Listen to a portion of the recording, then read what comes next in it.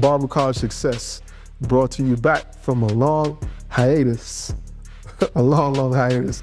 But we back in the saddle with my homies, my friends, and we got a special guest today for you today. This is gonna be a special episode because it's for all the struggling barbers out there who are having problems creating content, help market yourself. This is gonna take you to another level. We're gonna have some great conversations. I'm gonna let my guests introduce themselves again from left to right. Ammi Fields, Ammi your barber, Marion, Virginia, owner, operator, Ammi's Barbershop. Man, it's been so long I forgot my intro. Jordan Barr from Bristol, Tennessee. Jay Barber, owner of Studio 423. Glad to be back. It's been a long time. I'm excited. I've been looking forward to this for a while now. Yeah, it's been a while, but we're still rocking in so many different countries. Remember the top countries we rocked in, Ammi? Canada, Mexico, America, England. Great Britain. United Kingdom, excuse me, United Kingdom. Australia. It was the top 5 countries that really just, the US of course, Ireland. They just rock with us. And your famous country of all time, we have to go. Madagascar. We going. Yeah. Have you contacted any barbers yet? I know you mentioned one time to me that you had someone who was doing like a Peace Corps or something going over there. Missionary. Yeah. I ain't talked to them since this. Oh, man. We got to get in touch with him to see. I got to hit them up. Yeah, we have to see if there's like a barber shop or something in Madagascar. I'm sure there is. Because I'm pretty sure there is. Talking with a razor. His shop was raised on the Eden. And then we have our special guest. Introduce yourself.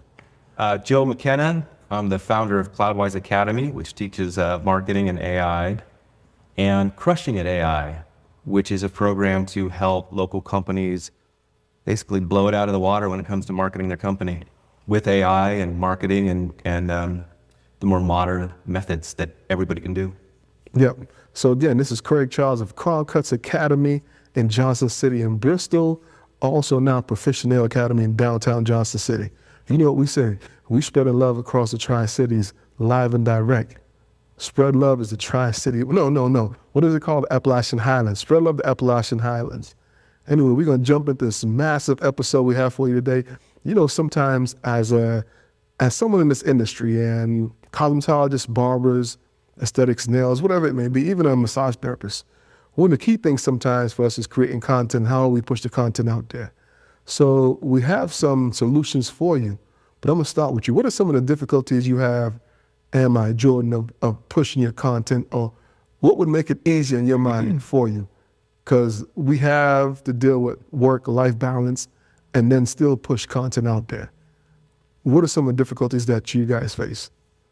I know that for me, it's always been being consistent with posting. Really, that's but like the main thing I've always had problems with is just being consistent and just going through regular day life, cutting hair and doing other things. It's kind of hard to stay on top of being consistent with the posting, like at least every day or every other day. And it gets like really monotonous. And I mean, I still try. And it's just a little hard when it comes to that sort of part of the aspect, I think. I think for me, my mindset's kind of shifted at the moment. When it was just me in my shop, content was more of a focus because just promoting myself.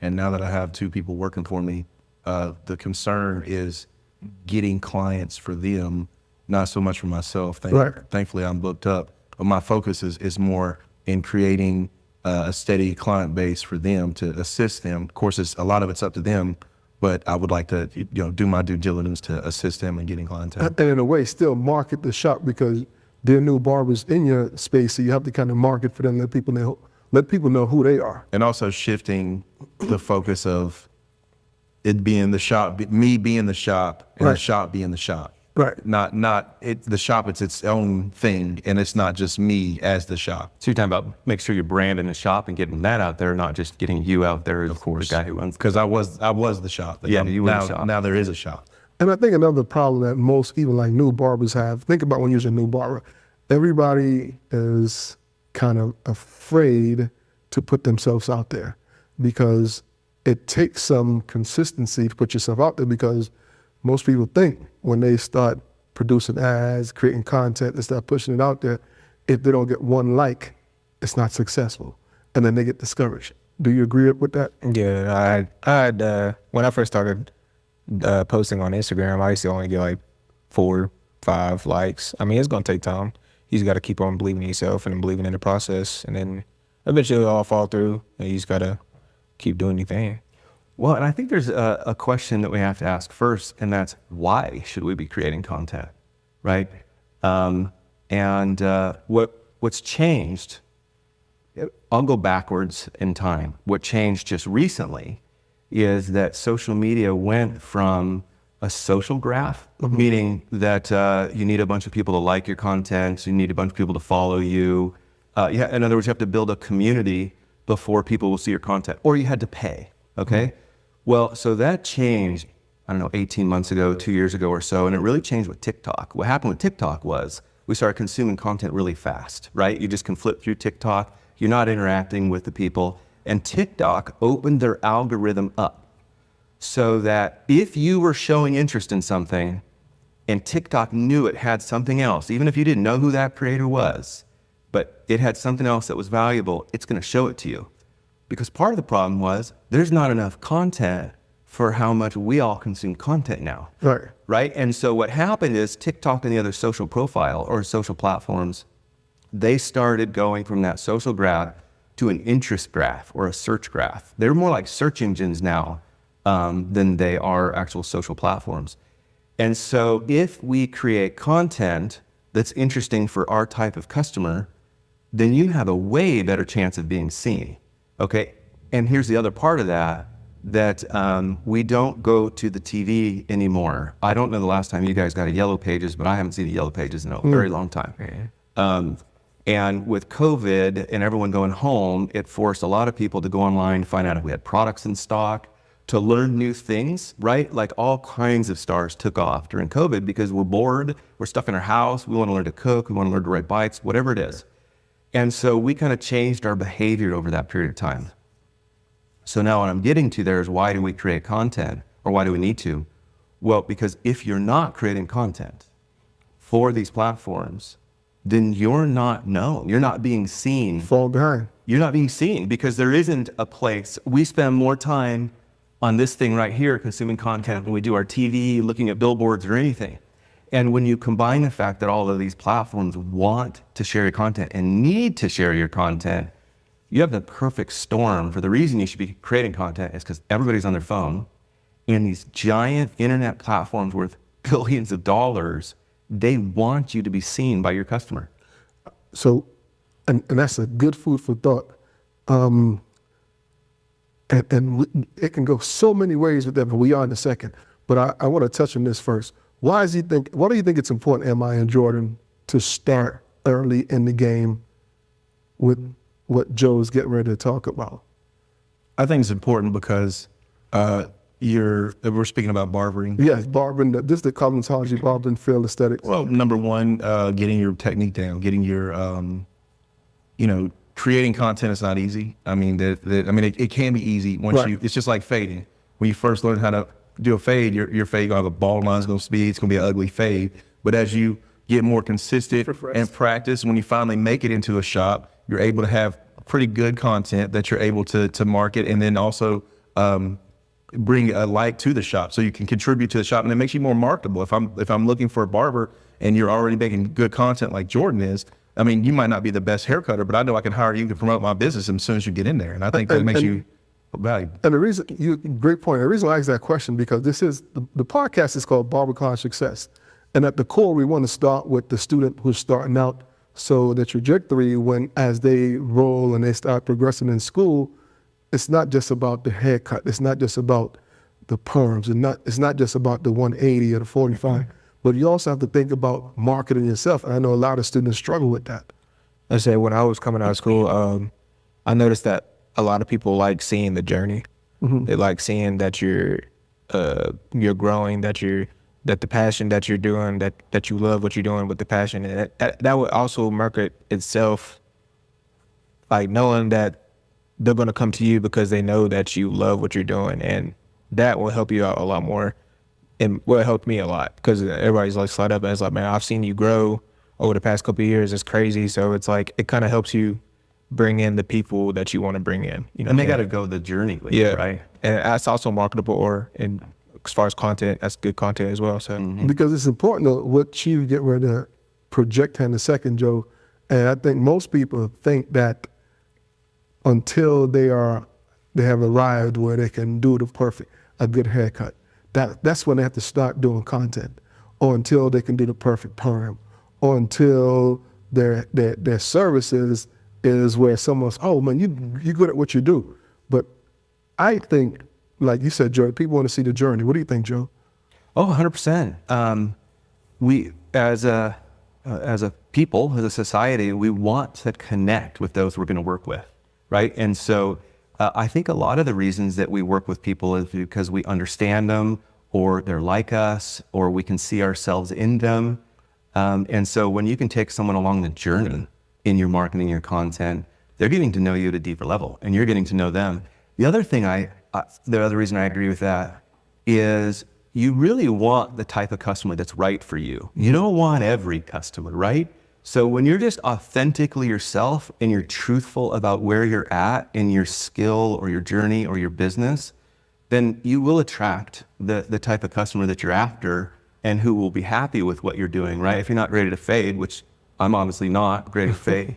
If you're not ready to fade, then the customer who wants to work with you maybe to be a part of your journey and let you practice on them, well, they'll show up. Right. But the person who's worried about the perfect fade every time, well, they're not going to show up. But that's okay. You don't want them to show up, right?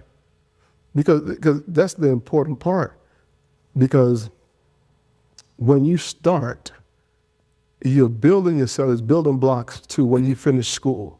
Because when you finish school, you want to have at least some type of substance, some type of clientele base to help you be successful. And I think that's a big mistake that a lot of students make. They don't project themselves and prepare themselves for that.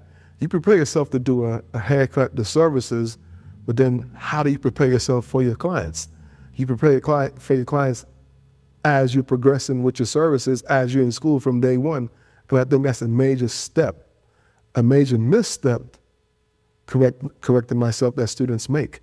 They don't start from day one projecting with their services.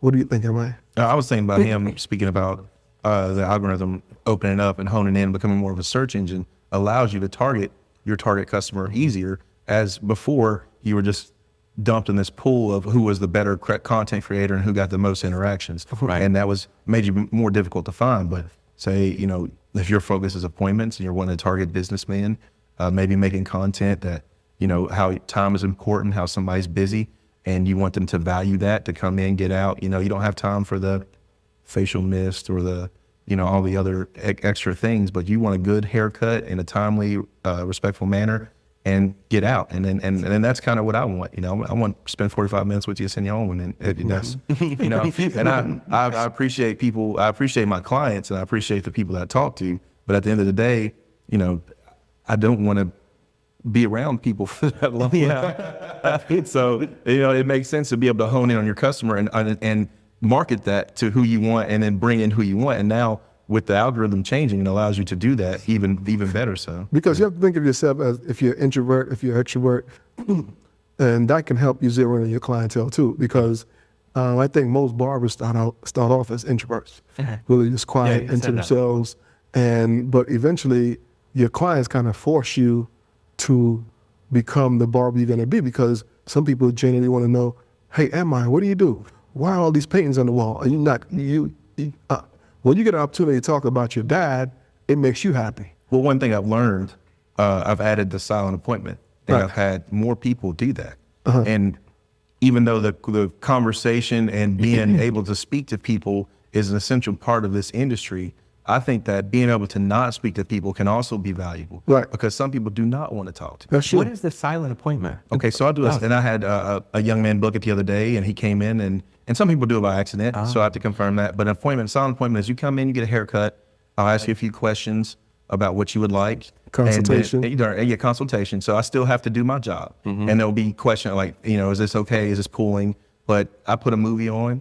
I'll ask if you want a movie or music, and you pick which one you'd like to do, and then I'll just do the service. And then if I have any questions during it, I'll bring it up towards the haircut, but I don't initiate any conversation unless you yourself want to do that. And sometimes they end up asking me questions, but I don't force upon conversation because we are, as barbers, are good at doing that. I can sit here and make you tell me everything about your whole life. Yeah. Even if you don't want to do that. And some people don't want to do that and are insecure about that. Well, I think you have to get to that point though, because you're an established barber, so you can do that. For sure. But when you're starting out, you have to be able to have some type of dialogue. Of course. For people to trust you. Because if you don't have a dialogue while you're a barber and you sit there real quiet and you say, quiet appointment, I don't think it's going to work for you starting out. Well, you know, like your target market. Right. Like you said, you have a customer base. If you come in and some people just don't want to talk. No, That would be no, that's like, I don't generally, have the brain power to talk while I I'm there, agree too. with that 100%. Some people just don't want to talk. But my point is, starting out, you have to kind of, because you're building yourself up, and to build yourself, you have to get to that point where am I is, because you have your license now. Yeah, I think that if it wasn't for the ability to speak to people, I Right. wouldn't have the ability not to speak to people. Yeah, Right, the because option to switch it off. Yeah, Yes. how would I whenever you want market to. myself if I wasn't able to communicate or be able to reach out to people? You know, if I was in this bubble from school to now, Right. then I wouldn't be able to grow the clientele that I have to be able to offer that to people. Now I had to open up myself to all options and availability before I can say, hey, we can do this if you want to do this. Well, and that's what I wanted just for the average consumer, the person who's listening to the podcast, Yes, to sir. understand it's not something that you could just go start it from day one and say, hey, because people have to, you built your brand and people, now you can turn it off and switch it off, but someone who hasn't built their brand. But what don't you're think- saying is they have to hone in on those skills Yes. in school first. the soft skills. Exactly. Because if you Because don't have no I soft skills, feel like you stay stagnant if you're not working on that type of communication with your clients. So it makes sense. I think you said something earlier that goes right along with this. You started with your brand, right? And now transitioning to your business's brand, right? And that speaks to, you know, I didn't go to school. I started as an apprentice, which is similar to going to school. So, and you can do this in school. You know, you can promote crown cuts. So when I first started, I was 1099 in a shop. So I was a business within a business. So I had to bring in, and it was an all walk-in shop. And when I first started, you know, you had the people that would go to anybody, but then you had people that would go to, you know, specific people. And I wanted specific people because I wanted people to want to wait on me, and I knew eventually I would want to go to appointments. So I had to create my own brand within a brand. And then I went to another shop and I picked that brand up and I carried it with me to the other shop. And now that it's my shop, I was able to open it up and now create it. But now I have to almost shrink, it's shrinking and also expanding at the same time because the shop is my shop. well, you zero in on the person you want. Exactly. Because you have to be real. Yeah, but I want the people that are there to be able to build themselves up within mine as well. So I have to kind of scoot myself over, open it up to them, but also operate the umbrella of the shop at the same time. But I also feel like marketing yourself like the way you do also brings in the barbers that you want. Because you're gonna be bringing in people that are kind of like you. You're as right. far as like, Yeah, I'm I've noticed targeting that for myself. Not only am I targeting clientele, I'm also targeting people that I want to be around. Because you know, if I just want to be around a client for 45 minutes, 8 hours of the day, I don't want to be around somebody I can't stand. Right. How long have you been in business? I've been a barber for 5 years now, I believe, and I've owned my own shop since the beginning of last year. Okay, and how did you come up with your marketing strategy? What do you, Because you just described the brilliant market strategy that I think all of your students should start with, and I'm just wondering how you came up with that and planned it out. Because if you think about getting started, well, we need all of these platforms because right, they're the new window into business, right? So we need all these platforms to start figuring out who we are, and they all start weaving together, right? Yes. Content weaves together, and you start to build a platform, and you start to build a foundation. And if all you have is your own personal brand, your personal brand can start whenever you're ready to start your personal brand. You don't have to be through school. You don't have to be graduated. You don't even have to know how to make content anymore. You can start getting your brand out there. And so, you know, the fact that you did that, that's the perfect step because it starts building up. And then you start hearing from people what they like. You start figuring out where you want to go. And now you have a foundation to start moving in that direction. Yes. And then those same techniques that you used and same foundation you built, you can loan to your business brand when it's time, right? You're just doing the same thing, but now you're asking your barbers to maybe talk. Or you're not talking about you specifically, you're still on camera, but you're talking about what it's like to come in, or what some of the other barbers are doing, you know, whatever that is, you're just taking that same process and expanding it. And then when you go to multiple locations, or you start a whole new business, like you did with bringing in the nail school, you take that same thing onto that, right? It's the same strategy, same tools, same network, same everything. You just are shifting who it is. I mean, so it's brilliant the way you did it. And I would say every barber, everybody starting out should do it that way. And also having friends like Craig, who's helped me create that brand, you know, with this podcast. This podcast is unique to us because unless you were on it, you know, Craig started it. So people say, oh, you're on a podcast. That creates your brand. And that gives you more content to put towards that. Or we did Confess Project. Right. We would go around and do mental health advocacy, which also contributed, which are things that I'm passionate about and Craig is passionate about, which contribute to our brand and build it up. The thing that I'm trying to focus on now is taking this shop and separating myself from it so that it can be marketable and even have value. Because when Barbers retired or decided to retire, all they had to sell was quote unquote clientele, which comes and goes based on who works there, and then the equipment that's in it. So I want to create something that is bigger than that I can pick up and give away or sell or move it to a different location. Because it has so much exponential value that it separates itself from everything else. Without it being me, because if it's me, now I have to be there, and then you can't generate passive income at that point. Yeah. And I think that's how, and that's a great business model for anybody can listen to. You know what I mean? Because what we're trying to push also is not just our brand. We want to push like on a broad scale, because eventually, like you say, one day, hey, we want to sell, we want to do something else. But if it has no value, who's gonna? No substance. It's just novelty. Yeah. But at the beginning, that's brilliant. Because if someone's going to invest in you, buy you out, whatever, they're going to be looking for if you have a systematic way to drive growth and revenue, and if you have a systematic way to process the client or the customer or the product or whatever. So you're really tackling the hardest thing for everybody with a goal of getting your brand marketed and built out in an audience, in a community, and really well known, because that alone is worth buying, because you know how hard work it is and how consistent you have to be. That's brilliant. But also, like Emma was saying, I mean, in our community, that was kind of built and you kind of finalize it and you mold it. And I think that's one problem that most barbers around the country are trying to figure out. How can I figure that out?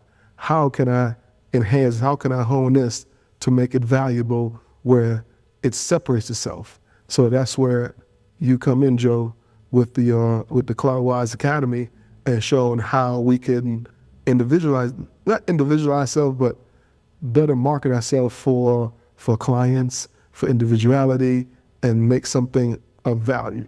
Yeah. Yeah, well, I'll tell you, I'll make a promise right now. You can do it in 30 minutes a day or less. The tools, the AI, the things to do, the steps to take, it's all doable now. It wasn't doable 2 years ago. Even though we had all the same platforms and everything, we didn't have the tools and the methods, and the way people consume content hadn't changed enough for this. And so what you want to do is baby steps. And I'll tell you, the first baby step you want to take care of is the near me thing. The near me thing. So here's what's going on. And I checked the stats before I came here last night. So the most searched term is barber near me, barber shop near me. Well, that means, if you think about that, that means someone is trying to get a haircut, like they're actively trying to do it. So if you haven't set up your marketing, so you capture that person at the end of the funnel that's actually looking for a haircut, then you're missing all the opportunity. No. So what you actually do is you start with the baby step of making sure the biggest search engine and biggest platform knows who you are, and that's Google, and the other search engines like Apple Maps, Google Maps. And the key there is all of those actually have a portal that every business can log into for free. If you hired a search engine optimized expert to come grow your business, the first thing they're gonna do, and you're gonna pay them a lot of money for it, the first thing they're gonna do is they're gonna go fill out your Google business profile, which is free. Whenever you search for something online and you see that thing on the right side of the search box and it's got like the reviews and the address and call, that's what a Google profile is. and Google will make them automatically if they find out about your business, but you have to take it over to control it. So that's the very first thing. If every barber did that, if every barber found their Google business profile, they verified it, it's easy, follow the steps, then what you do is you put the largest search engine to work for you every day, trying to bring in this customer. Now I can tell you right now, almost no business in this area does it. You don't realize how important it is. But the other thing is that this is a way for you to specifically tell Google who you are. It doesn't have to guess. It doesn't have to read your pages. It doesn't have to figure it out. You are saying, I am a barber. This is my address. I have this many reviews. People like me.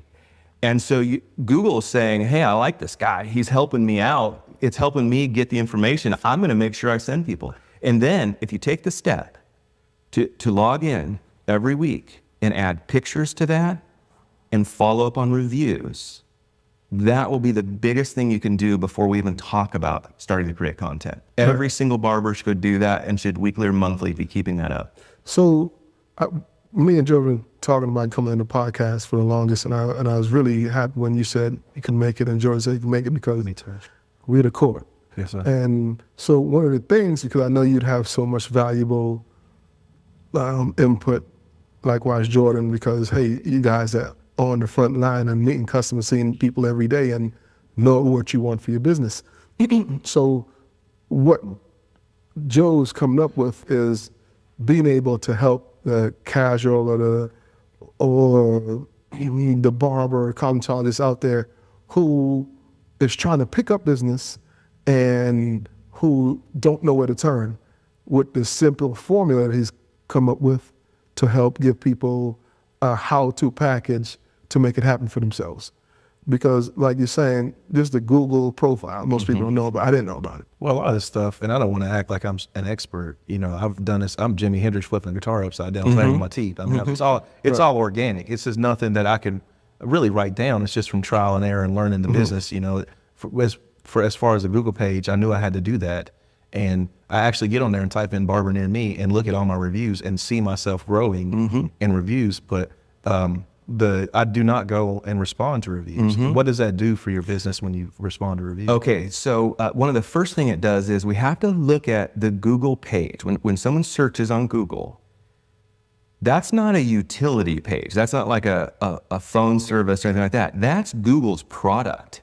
That person is searching in Google's product, and Google's service is to provide the most relevant information possible, okay? And so one of the first things it does is if you're responding to reviews, Google then knows that you're an active business. It knows that you're engaging with its customer. Because if that customer left you a review, that was Google's customer leaving you a review, not your customer to Google. And so Google's like, oh, right on. He came in and he responded, and he's responding to everyone. So Google starts to trust you more and bring you up the ranks. But then people start leaving more reviews when they start seeing you responding, and your response is also more content. It's you answering questions or pointing it out or saying thank you, which is again, more content.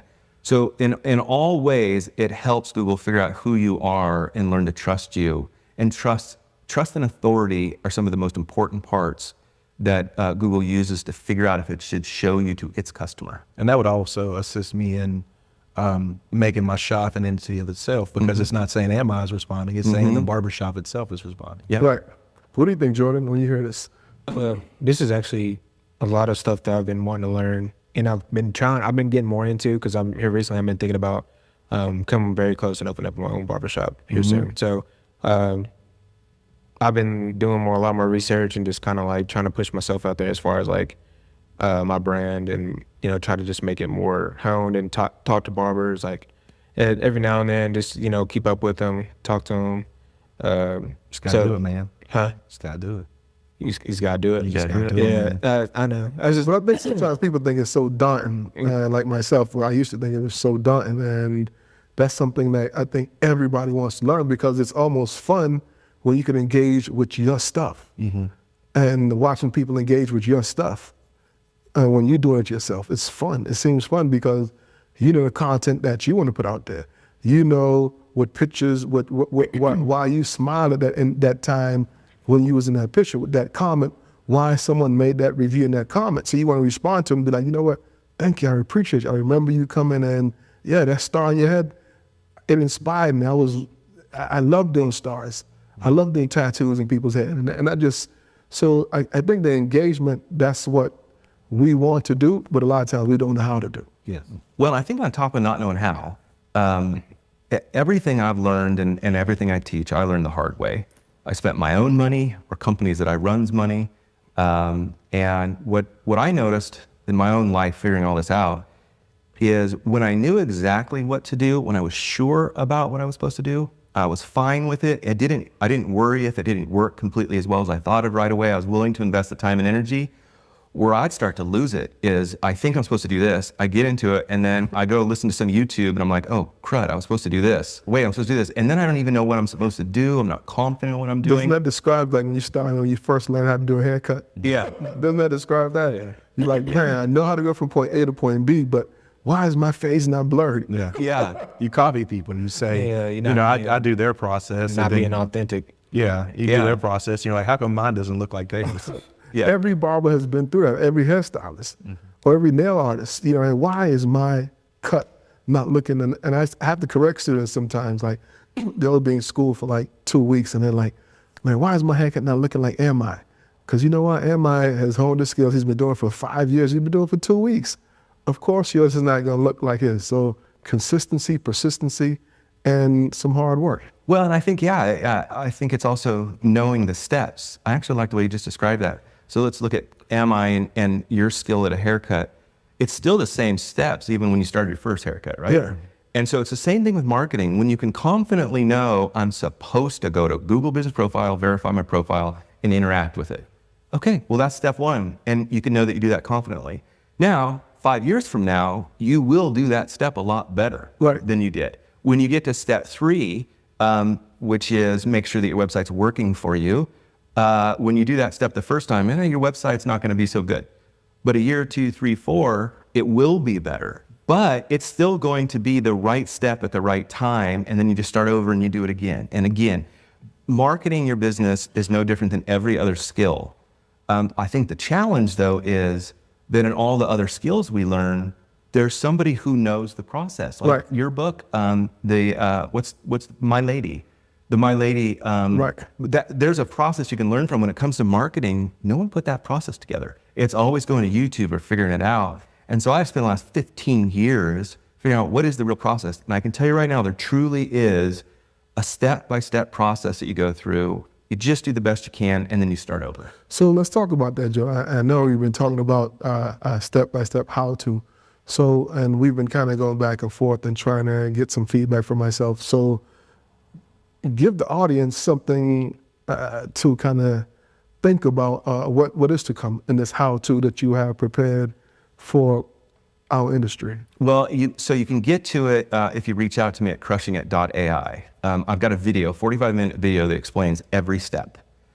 And I can tell you these steps work every time I do them, and the better I get, the better they do, or my teams do them. I can also tell you that when you don't follow the steps, this is when it gets really frustrating. So let me start there. Let me start with some of the frustrations. I hear a lot of people say, I'm trying to grow my business, so I started putting Facebook ads out or Google ads, or I started advertising. Okay, that's the very last step you should do.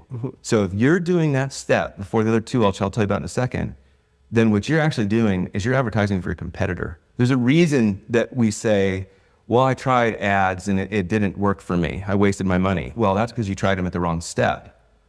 So let's just say I run a Facebook ad or a Google ad, but I didn't make sure my website displayed my information correctly, and I didn't make sure Google knew about me. Now, what's going to happen when someone sees that ad? They're going to Google me, right? And they're going to want to go to my website, but it's not good, it's not showing up. Or they're not going to see me in the business profile. My competitor is going to show up when they Google me. And now all of a sudden, my ads just advertise for the competitor. So that lead to my question. What's the importance of having a website for a barber?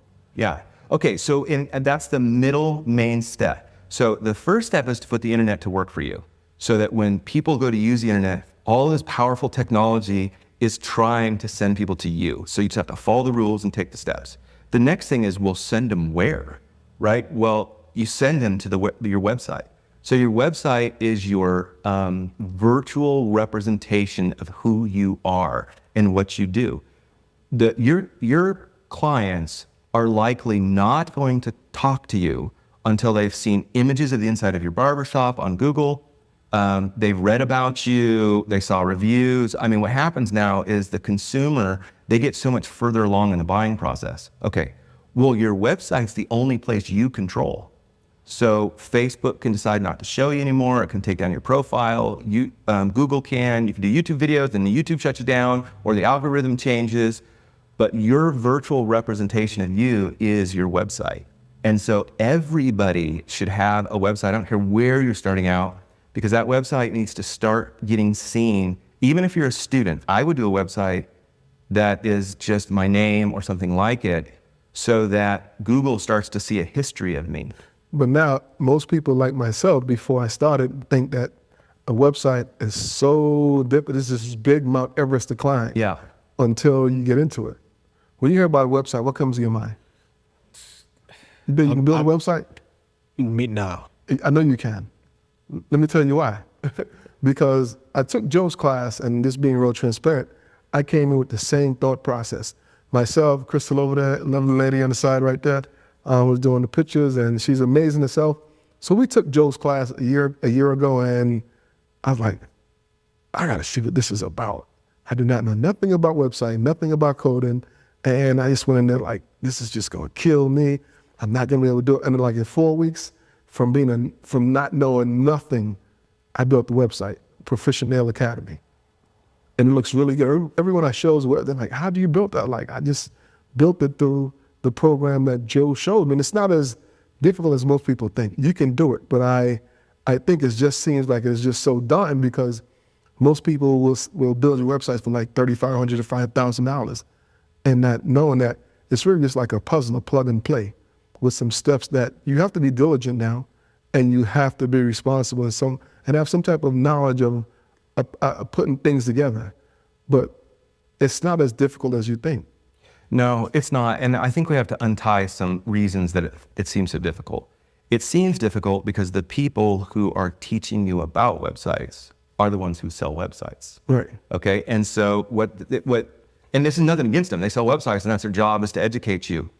But when they're doing a YouTube video, or you're learning or kind of getting some idea how to make a website, they're sharing with you the whole complete thing as if a pro did it. Okay. And so that you'll pay them to do it. But that isn't actually how it has to work.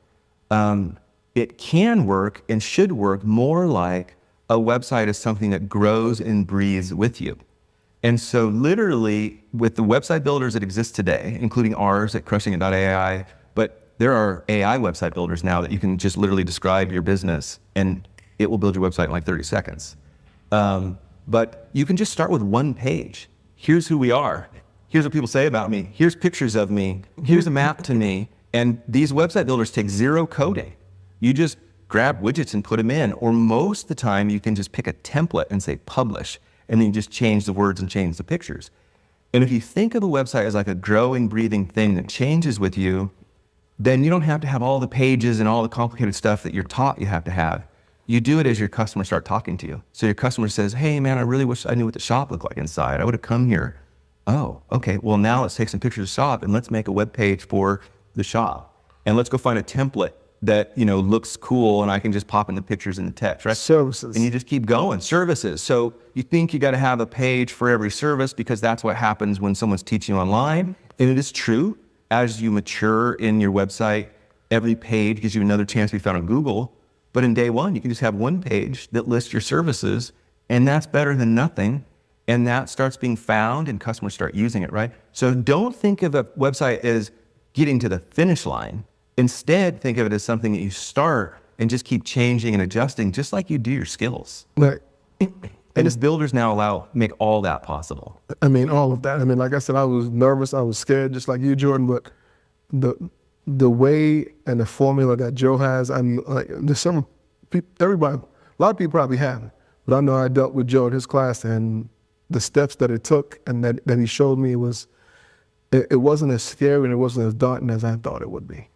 I just felt like it would be like overwhelming as far as like I thought too. having to think of everything that you possibly want to put in it and how to make it look good and all that stuff. So that's what I would think of everybody. And you do. And if you're a professional website builder who has all the time in the world to do that, then that's how you should launch a website. But when you're a business person, and you don't have the time to do that, you don't need to start there. You start with whatever you can on that homepage from a template, putting your information, putting your pictures. And by the way, most website developers use templates to build your website. So you're starting with the same building blocks that they are and just building on from there. But the key is, I think it's your website, and the best person to build it is you, because you're going to customize it for you. You're going to know the intricacies, what you're looking for. Yep. It might sound like scary, but you'll be customizing it, and you can start as in school. It doesn't have to take you when you're out of school, when you have your business up.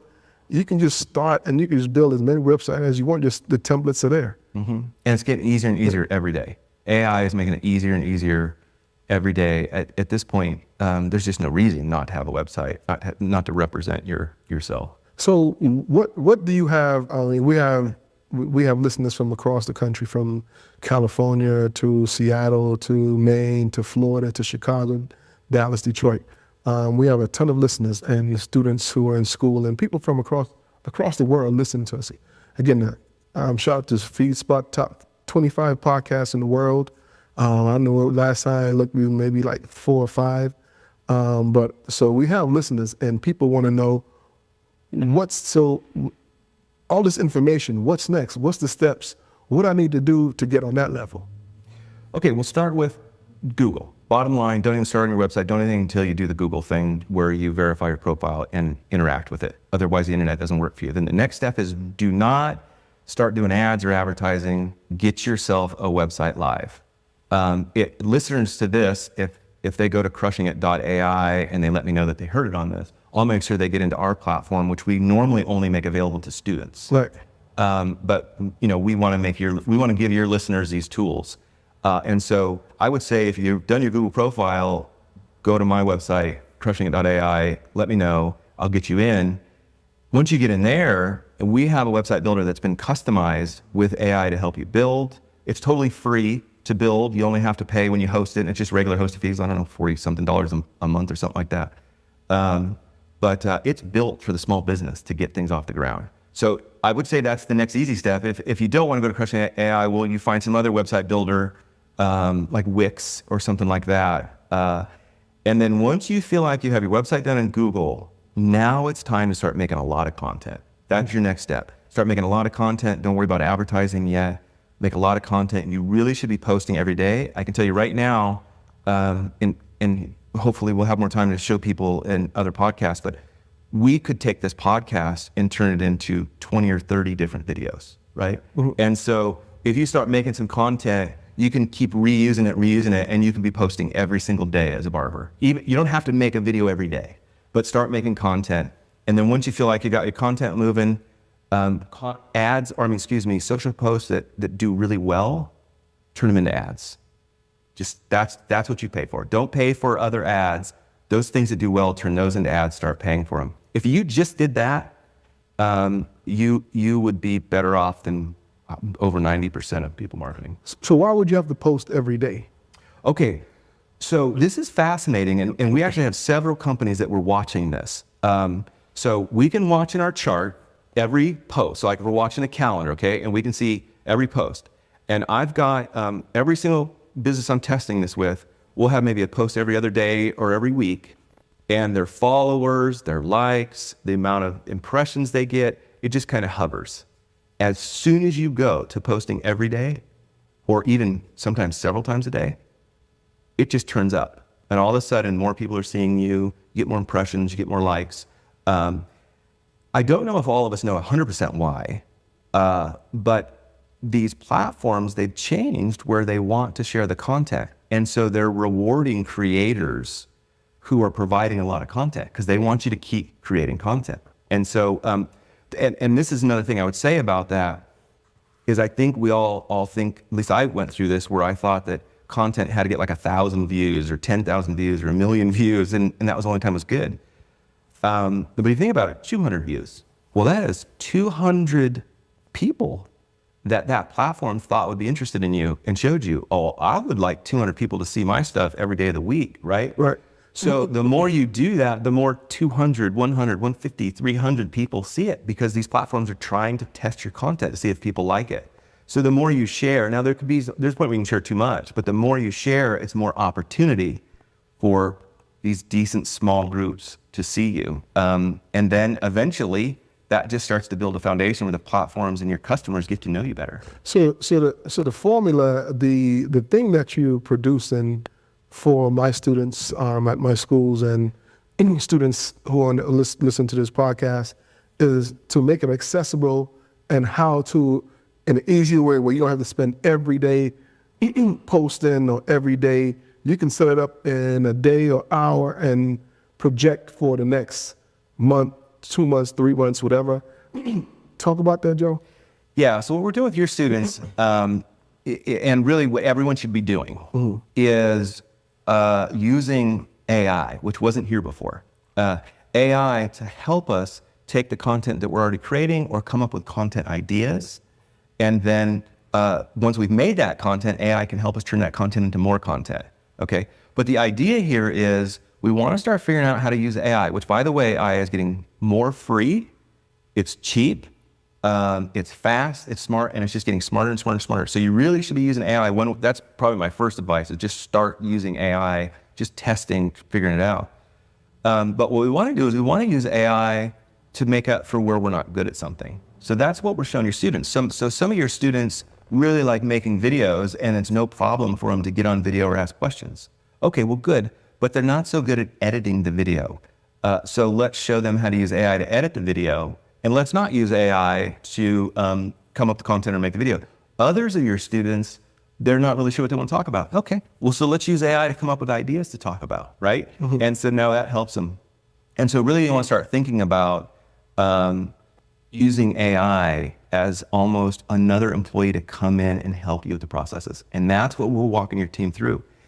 And you can take that all the way to the point where AI is helping you schedule. So where we used to have to log into every social platform to schedule everything, now the AI just takes it and runs it all the way into the social platform and schedules for us. And we've taken out, well, I'll tell you what, I did a study. It takes 427 hours if you consider just time, like days it takes to post, or days it takes to come up with an idea or get scheduled to do a podcast. It takes 427 hours if you did it all manual. So that's one of the reasons everyone struggles with marketing, because all those little steps do take forever. But when you introduce AI into those steps, it goes down to 5 hours to do a full marketing campaign, okay? So that's the deal, is to start using AI and take baby steps to be able to put consistent content out all the time. What do you think, Jordan, when you heard this? I felt that'd be really helpful, especially for me, because I feel like I never had the time in the day for, well, I mean, I probably do have the time, but sometimes I just get lazy and just don't want to. Well, you don't have the brain power too, huh? So, like, yeah, you don't have so the you're brain over here space. thinking all day, every day, cutting hair mentally, what I need to do for this haircut, the next haircut. I'm just not. Some days I feel more energized to want to do stuff, which I was on top of it for a while. And then after a while, it's kind of hard to stay. It's hard to stay, what's the word I'm thinking of? Motivated. Like, it takes energy to stay motivated. I'm sorry, go ahead. You good. Well, I cut this pastor the other day, and he said it's not really an issue of time. People say, "Oh, I have time." It's not time; it's energy. Energy is what we don't have. The brain power. That's it. I mean, you could, you could have all the time in the world, but if you're tired or haven't slept, or you haven't eaten or whatever, you're not going to want to do it. It's about the energy to do it. I would like for you to define impression for me, because that's a word that I see come up often, and I think that I see how many people have seen it. And I also see impressions, and I don't understand what impression is. What is an impression? Yeah, so an impression is a term that's used for just about everything digital, whether it's a website page, social post, email, ad, whatever. And what it means is that it showed up on somebody's screen. That's an impression. So if I have a social post and it went through somebody's TikTok or their stream and some eyeball saw it, that was an impression. And so an impression is it's what you're looking for the most. I think of impressions as like a billboard. Like, how many eyeballs did I get on my billboard? You know, did I put it on a busy road, or did I put it back in some, you know, neighborhood where a lot of people didn't see it? So the first thing you want to do is try to get a lot of impressions, which you can do by doing a lot of content and getting a little bit of its impressions. And then once you get those impressions, the next thing we're wondering is, are they engaging with it? Are they watching the video? Are they clicking on the video? Are they liking the video? And that's where we go from impressions to engagement. And that just brought a point to my mind. A lot of people don't even know the terminology for a lot of these things. So I think that's probably one thing that we probably have to come up with, just like a list of terminology. What does this mean? What does that mean? What does this mean according to when you're marketing? Because that's a great question, Ammi, because we see it all the time, but how many people really just have the fortitude, like, I don't know what it means, or just thinking if they ask a question, they might feel like stupid. But you're not stupid because you don't know, and if you don't know, you're not helping yourself. You're not helping your business. You know what I mean? So don't look at something as, try to find out what it is, because a lot of the marketing terms, a lot of the marketing things that we see, we don't know. So how are we going to help ourselves if we don't know? Ask questions, figure it out. So that's how we're trying to put all this into a bundle and be able to put it out there eventually for students on the platter where they can come and Cloudwise Academy and check it out. Well, what's interesting is where we are with this bundle is that your students do have access to a platform, but they also have access to an AI that's trained on all of these terminologies. And so they can actually ask the AI in the platform, what did Joe mean by impression? If I'm going to build a web page, what's important to have on that web page? And that's available to your students now. Exclusive to Crown Cuts Academy. It is, but also what's ready to launch is the AI that we've trained about crown cuts and barbering, which can answer questions about the terminology of barbering. Like, I went back and forth with, like, what's a razor position versus a razor cut, you know, and it actually took me looking into My Lady book and asking AI to finally figure out what that meant. And that was just one tiny little term in your guys' world that I couldn't figure out. And what we're also working on is just trying to simplify to study for the test. Because one of the biggest things most students have is anxiety of how to pass this test. So with this AI bot that we created, we can set up an individualized study plan for each individual student for them to learn how to pass this test. I think that in my mind, having a barber website and having a widget that has that availability, most people don't know what they want cut. So if you could type a few key phrases in, maybe your hair texture, fine hair, low fade, something like that, and be able to bring up imaging of what they think might be what they want, would give them a better idea if that's a place for them, or you know, because I think a lot of people come in struggling on what they want. And of course, as barbers, we speak barber language, so we have to descriptively hear what they're saying and then give them what they want and try to execute what they're saying without them even visualizing it. Yes. But if they can, the little bit that they visualize and type in and say, and it comes up, and they say, yes, that's how I want it, it'll be easily executed by the barber. And they're not using the same words that you guys use. Exactly. And then somehow connect that to the appointment. And then when they book their appointment with their name, it also gives us an image of the haircut of what they think they might want. And that would make everything go a lot smoother as far as consultation. Because I think that in the barber world, we waste so many minutes and hours yearly based upon just talking to people. Just talking to people. How much time do we waste trying to figure out what people want? And then you have people that come in for a haircut, and throughout the whole career, you never really even know what they wanted. And then they don't really know how to explain themselves. Exactly. Or they don't even know. Because they don't know the terms. We know the terms, and we have to kind of try to figure it out with all the tools and all the guards that we have, or the shares, and try to produce something. And 9 out of 10 times that they like it, but you want to be able to hit the spot every time. And if you have a barber-specific AI designated to that, then it would be easier for people to, and I feel like you can market that as a widget or something on your websites for barbering. I don't know. That's brilliant. I don't know. We're gonna. You could even have it, you could even go as far as you have images that the AI is trained on, and those show up. But you could also have the AI generate images. So if someone says they want a fade with a star and a football team or something, and they're using the language I would probably use to say all that, it could actually generate versions of that. And they go, yeah, that's the one I want. But the funny part about this, remember when we were talking about this, like before I met Joe, who was like, how can we figure out how to use AI in barbering? Yeah. And we was talking about this like how many podcasts ago? That's been a little bit. Probably like a year. Yeah, and you were I'm ahead like, of the curve. And I'm like, how can we were ahead put of this the curve. together? And then I met you, went to that class. I'm like, this is it.